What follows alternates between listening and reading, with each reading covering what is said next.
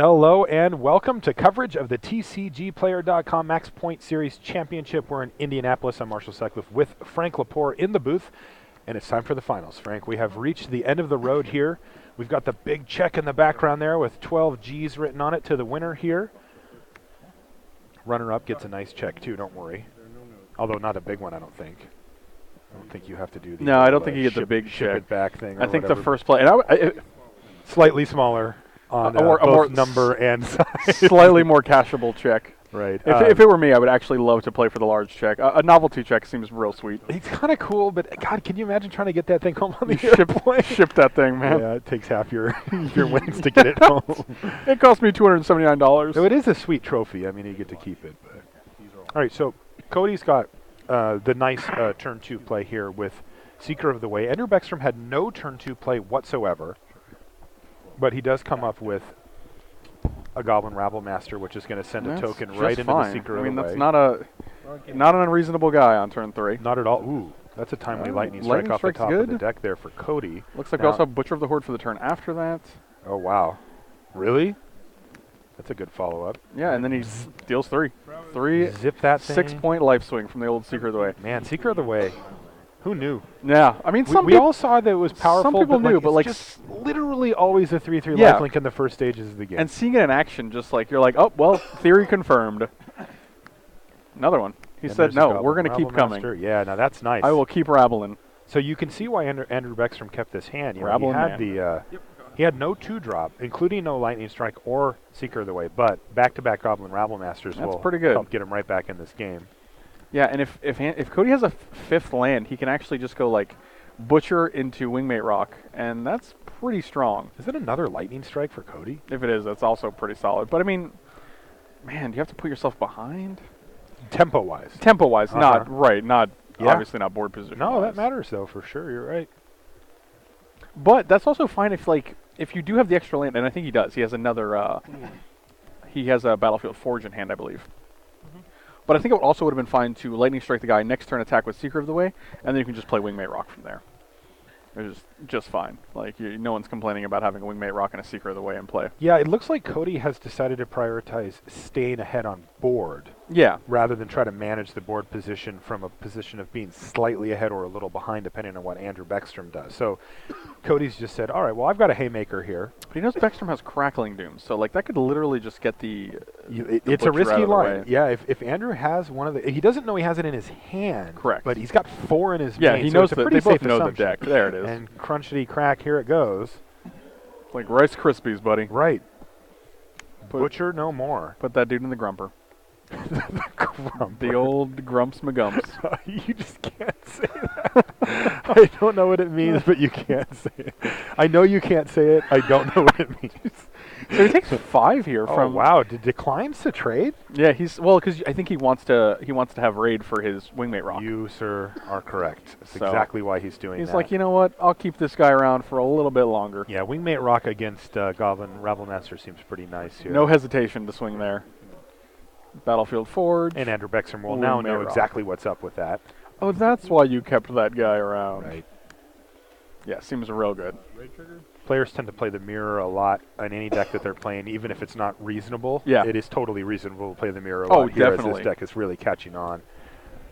But you'll see people build rogue decks and play the mirror a bunch. And then we can tell, like, Brad Nelson actually cut the Wingmate Rocks in his updated list. Oh, he did? But, I mean, I disagreed with that. I played the deck some myself, not as much as Brad had, but I think Wingmate Rock is just a strong enough card that, like, when you play it, it puts you in such a commanding position, and I think look at what it's doing for Cody right now.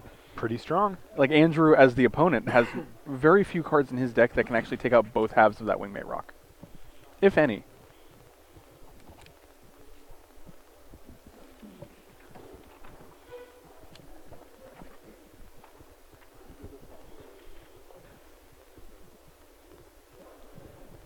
So, I mean, I think Andrew's just thinking over his options. It's not an easy choice to be pitted up against the old Wingmate Rock here.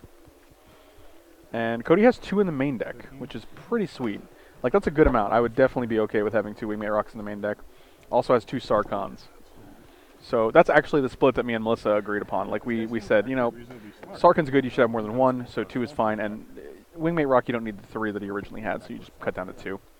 And then it gives you a good package of 5 drops. Okay, there's Sarkhan to take down Kills one bird, but half that, of the Wingmate Rock. again, like you're still getting a bird to kill that Sarkhan. Now, the bird can either eat a token or trade for the Goblin Rabblemaster here, I think right? you eat a token again.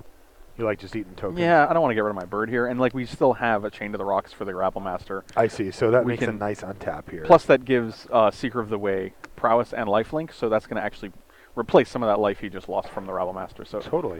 it actually, and also, we also have he has the lightning strike that we saw him draw earlier. Oh, right. He could have played that way back in the day. It's taken a different line. He decided to play Butcher the Horde, use his mana up, and stay ahead on board. Yeah, I think we lightning strike this Rabblemaster, and then gain 3 and kill Sarkhan. That seems like a very good board. That seems like a Wow. very good advancement for I am Cody. having a hard time arguing against that line.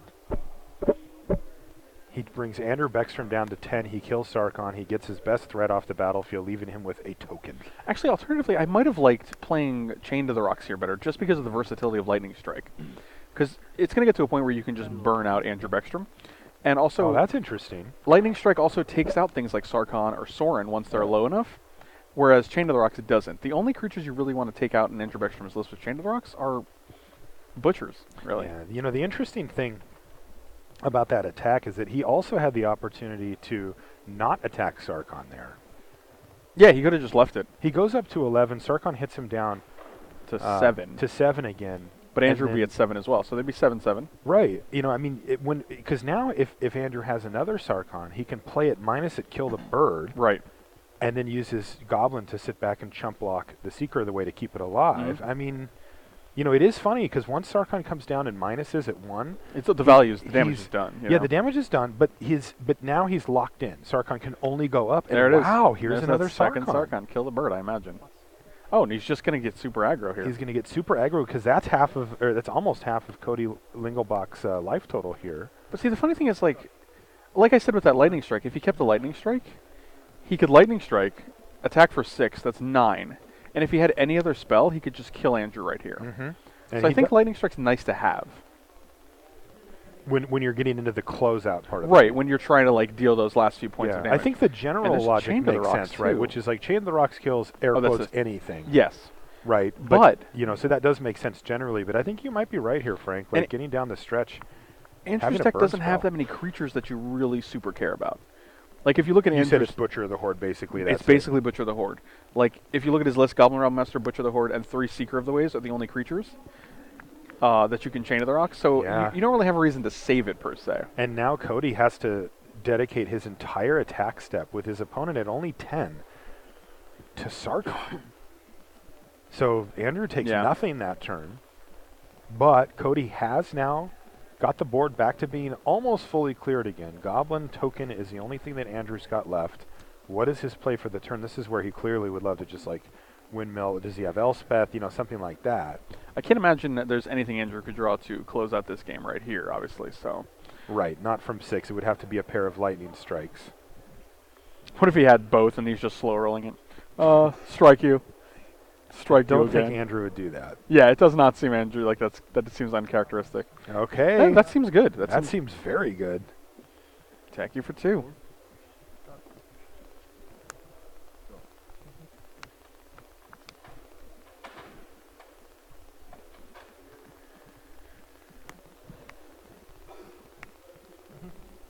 And there is that Chain to the Rocks, which he didn't use earlier and he's going to use now. So we still have this sort of punch-counter-punch thing going on here between Baeckstrom and Lingelbach. And there's that lightning strike. Yeah, that's exactly what we're talking about. Was that just enough to kill him? Mhm. Because the rock and the seeker took him down to 5. Lightning strike dealt 3, but also +1, so that's 4, and then an extra 1 from the Chain of the Rocks. So And it that'll was do it. exactsies. Okay, so Cody Lingelbach takes down the first game here of our finals. Yeah. Andrew Baeckstrom reaches for his sideboard. They do have different lists, and you see a little head shake there from Andrew. That was a very close game. Yeah, that game was, I mean, it was very back and forth as well, so it was not, there was no clear winner at any point of the game. Like, there were times where Andrew came back, like the turn where he played the second Sarkhan, like there were times where Cody was ahead when he played Wingmate Rock, and, you know, that's how standard matches go. But if you're looking for more Magic, you can head out to Player Appreciation Weekend in February, Modern State Championships in April, the TCGplayer Invitational, which is June 6th. That's a $50,000 tournament. You can head to Store Championship weekend in August, and Standard State Championships in October. So if you guys are looking for more ways to play Magic, just head out there and play some Magic. A lot of tournaments next year. You guys got the whole year mapped out there, it looks like. Yeah, I mean, like you wanna spread yourself out so you can have a little bit at each point of the year.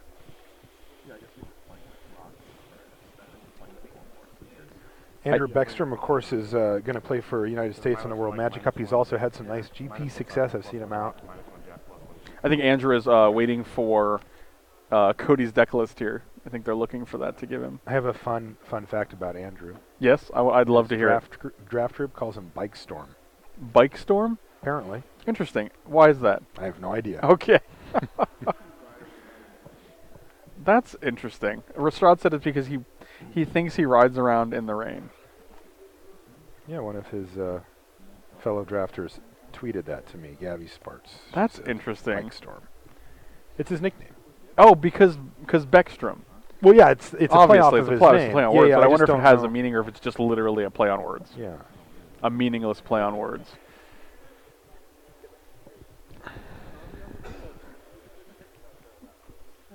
Yeah, so we can see like the sideboards are very similar here. We both have Read the Bones, we both have the Chandra, both have Anger of the Gods, both have Elspeth, both have End Hostilities. It looks like Cody has 2 Banishing Light, where Andrew has 2 Utter End instead. So they're both the sideboards are almost identical, except for Cody has the very similar. The 3 mana exile any permanent, whereas Andrew has the 4 mana exile any permanent that cannot be brought back. You know, so if Cody says, I'm going to Banishing Light your Chandra, Andrew can then Utter End the Banishing Light and get the Chandra back. Whereas you know, Utter End is not susceptible to any sort of counter removal. So interesting. So it's kind of like a game within a game there, whereas Banishing Light's not a permanent form. A lot of times it is, but sometimes it's not. Sometimes you can get that thing back. Now, neither list plays Thoughtseize, is that correct? Yes, that is correct. There are no Thoughtseizes in either 75. They're trying to be more assertive than that, is that why? Yeah, I think so. I think you also don't have that many black sources to come into play untapped on turn 1. Like, usually there are Nomad Outposts or Temple of Silence. Like, the deck runs 1 Swamp and 4 Bloodstain Mires. Okay, so hitting the Thoughtseize when you want to hit the Thoughtseize is... it's probably not going to happen. Okay. Plus, the list is very tight as it is. Like, I wouldn't even know what you'd take out for the, you know, the cards like Thoughtseize. Interesting, too. Cards like Crackling Doom. So powerful. It's like, you know, I don't want to Thoughtseize you because I want you to spend your mana on that thing. Yeah, it's a card that, I want so you I can get 2 damage. Go ahead, play that Siege Rhino. Yeah. I'm fine with that. It's funny. It's also funny because, like, it's a card that more often than not removes their greatest threat.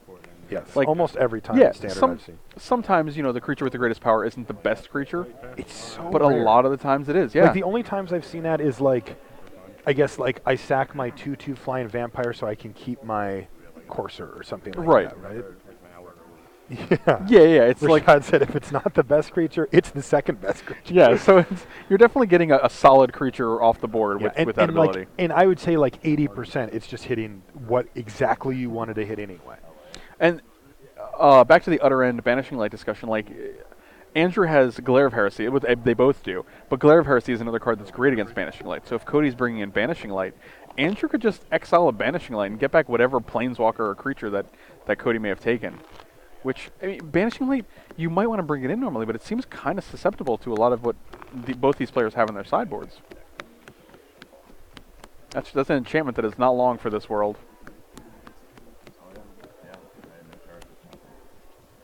I wonder now, does the mana, like, how much does that matter in this matchup? It seems like both decks are capable of putting on quite a bit of pressure. So, is the fact that Utter End costs an extra mana, is that going to punish Baeckstrom in a meaningful way, or is it worth it? Like instant speed is a thing. Because you always like the one thing about these two decks is that you have time. Like none of their creatures have haste.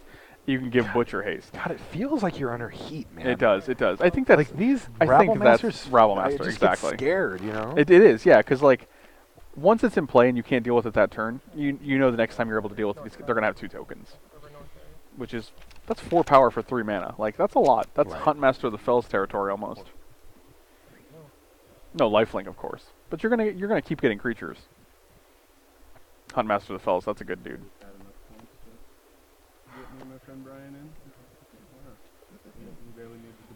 So it looks like Andrew's presenting. So should have some action momentarily.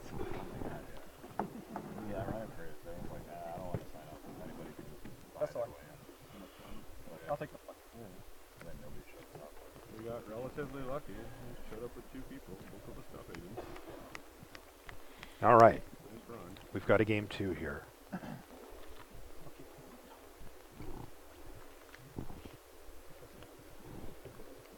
Andrew Baeckstrom looking to equalize, to try to take home the big check, the plaque, and all of it. That's the best land you want for Andrew Baeckstrom.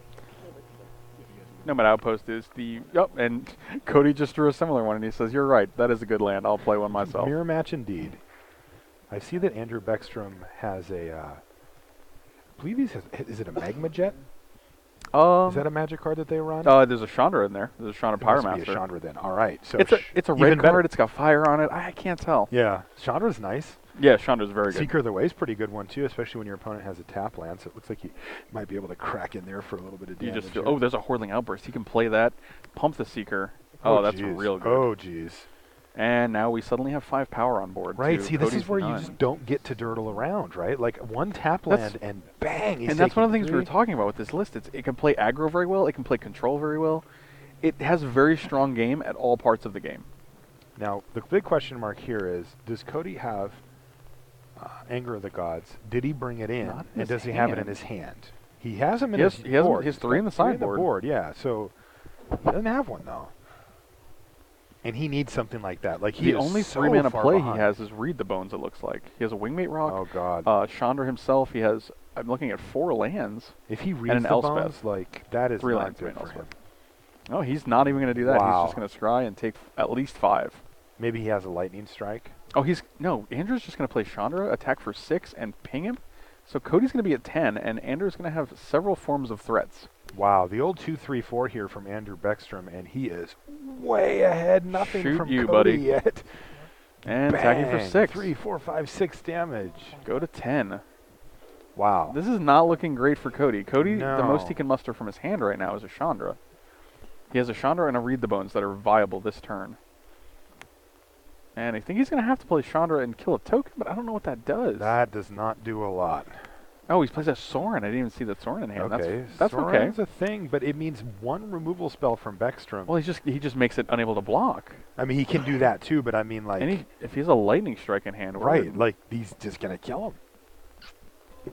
Yeah, I think Baeckstrom's just way too far ahead here. If he had that Magma Jet that you were talking about, then we are good to go. Dome him. All right, doing a little math here for Baeckstrom.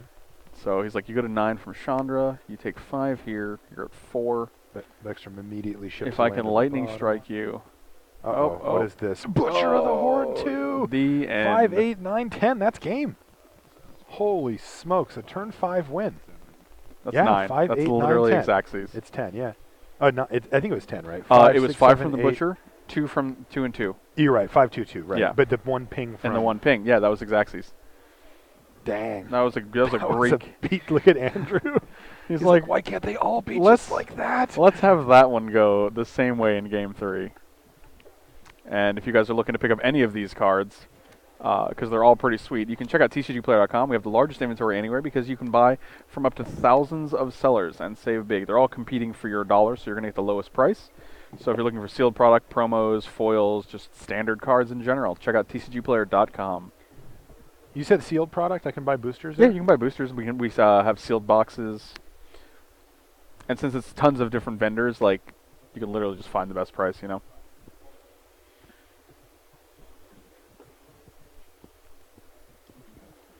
Both of these players already trying to figure out what framing store they want to bring that check to when they get home. You know, if it was, would you frame a check like that? I think I totally would. Just because it's a fun novelty item, you know? God, I don't know what I would do with it. If I had like a rec room, I would put it in like a game perfect. room. Perfect in the rec room. I wouldn't put it in my living room, probably. No, it's not a living room No, check.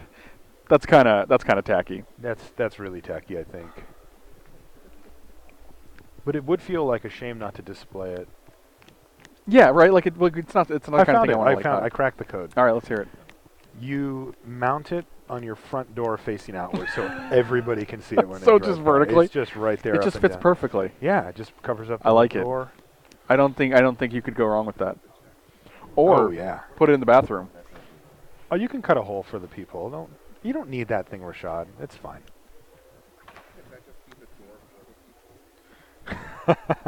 Rashad wants to turn the check into the door for the people. You have it's to a little open up sizable. the check just a little bit. I love it. I'm in. Get some hinges on that thing. You can also glue it to the side of your car as well. Yeah. Oh, I like it. Rashad said you can use it as a spoiler, Like an actual. like an Put it on actual the back of your back car. of the car spoiler. You know, there's a lot of wind back there. I don't think that would go well. Well, you have to get it bronze first, and then you just nail it down. Nail it down. Like, that's how you do things on cars. Oh, I'm just going to nail it to my car. Yeah, what can possibly go wrong? God, I love Game 3s in the finals. They're just the best. I hate it when there's, like, 2 quick games, and you're like, oh, well, that was rather anticlimactic. Yeah, but that's not what we're dealing with here. We're going to get a full-on, and it's a mirror match, which can be really interesting. It's a lot more subtle, usually, than, 2 totally different types of decks just clashing into each other. There's a lot of... the players are going to have a really intimate knowledge of what the other one's trying to do and what kind of sequences they can follow up with. And it looks like Baeckstrom and Cody have now settled on what they're going to take for their 60 cards into the final game here. I wonder if they, you gotta wonder if they make changes in between game 2 and 3. Maybe you've seen what the opponent has, and you're like, oh, I didn't think you'd keep that in. I guess I'll board accordingly. Like, Totally. it could be a matter of, like, the leveling thing that we were talking about earlier. Like, you're gonna bring this in, so I'm gonna bring this in, but I think I'm gonna bring this in, so I won't. And then they realize that they're wrong, or that maybe, like, it went differently, so then they just change it up again. Yeah, and it's crazy because in one game, you just have to guess right. Yeah, If and, like, you're the one who guessed wrong, you can get punished. you can put your opponent and say, like, oh, you're definitely boarding out Whirling Outburst because you think I'm going to bring in end hostilities. But then you realize he didn't bring in board out Whirling Outbursts, and you're like, okay, now I need to bring in cards like Anger of the Gods or whatever. Right. You can take a look at our bracket and see how our players made their way here. Andrew Baeckstrom defeated Josh McClain, which is had to be one of the tougher matches in the top 8. Josh is a returning champion. He's not going to give up a game, and he did. He then beat Eric Flickinger with a teamer deck who kind of got stuck in the last game with 4 counterspells in hand. Yeah, it was a little awkward. It was a little too late, and that put Baeckstrom into the finals. On the other side, Caleb Durward defeated Raymond Perez Jr. to put himself in the semis, where Cody met him after beating the first person on the weekend, by the way, to actually defeat Mark Anthony Bird. Yeah. And that no small feat. And Cody beat Caleb to put himself in the finals. And we'll use the term Mardu beat mid-range. loosely. We will. Mardu Midrange. Yeah, In versus the mirror. Mardu Thoughts on that? on Mardu action. You have been playing this deck recently, right? Yeah, it's excellent. I like the deck a lot. Yeah. Yeah, we played it. I played it for my article on Monday because I was like, this looks sweet, and I went 4-0 with it, and I was very impressed. And I was just like, I told Melissa, I was like, I think you should play this at the event. It's very strong. And she did. And she top 16. She got 10th place or 11th place. I think 10th. I think she was 2 slots away from. Yep, she was right there in the thick of it. But still cashed the event. Still a super solid finish. 1 win away from a top 8. So. I mean, she made $1,000. Yeah, it was a great choice. And I think this should definitely cement the deck as a solid contender in the format.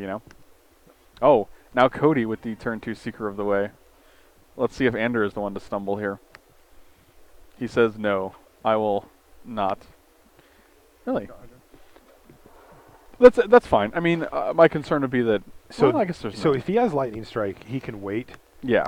Until either an attack or if Cody has Goblin Rabble Master. I would have actually might be taken a better 2 here. There were plays I had to make when I was playing, where I would play turn 2 Seeker of the Way. You take 2 there? Yeah, I would take 2. Here's the reason why. Because when I was playing, I would typically attack with Seeker. They would kill it.